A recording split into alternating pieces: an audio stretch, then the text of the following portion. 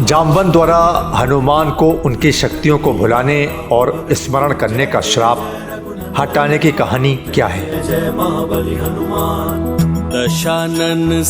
हनुमान वीर वानर देवता भगवान शिव के अवतार थे, जो हिंदू त्रिदेवों के अनुसार सबसे शक्तिशाली देवताओं में से एक है। भगवान ब्रह्मा ने हनुमान को कई वरदानों से नवाजा था।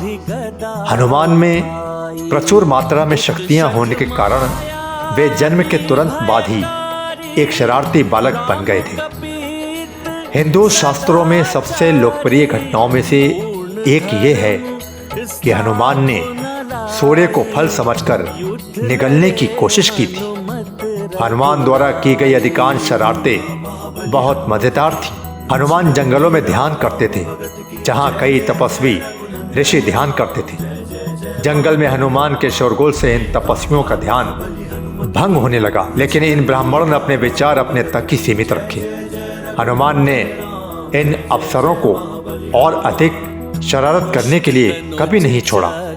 हवन कुंड के दौरान हनुमान अग्नि को बुझाते थे, ऋषि का भोजन खाते थे, साफ किए हुए कपड़े फाड़ते थे, और एक बार जब तपस्वी ध्यान में लीन हो जाता तो हनुमान उस गरीब व्यक्ति की दाढ़ी को तब तक खींचते थे जब तक कि वो होश में नहीं आ जाता।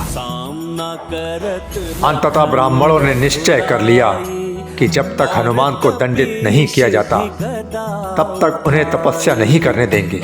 इसलिए वे भगवान ब्रह्मा के पास गए और हनुमान ने जो किया है उसके बारे में बताया और कहा कि उनकी सारी शक्तियां उनके नियंत्रण से बाहर हैं।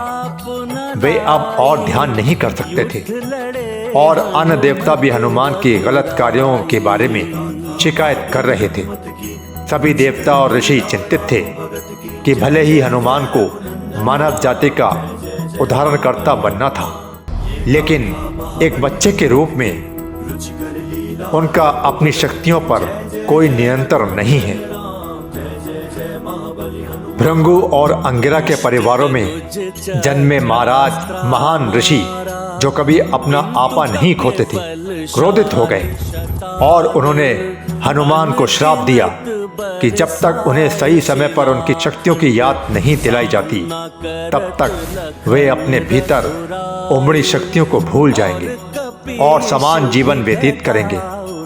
उन्होंने ये भी कहा था कि जब भी कोई हनुमान को उनकी महिमा का स्मरण कराएगा, उनकी शक्तियां फिर से जागृत हो जाएंगी।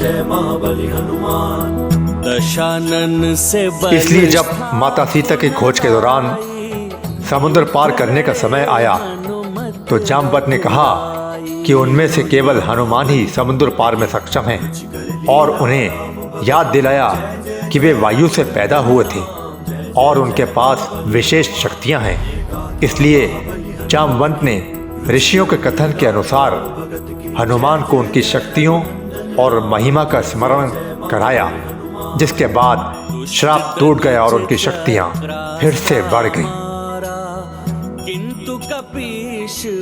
बलि हनुमत की रुचिकर लीला राम भगत की। जय जय जय रघुनंदन राम, जय जय जय महाबली हनुमान। ये गाथा महाबली हनुमत की रुचिकर लीला राम भगत की। जय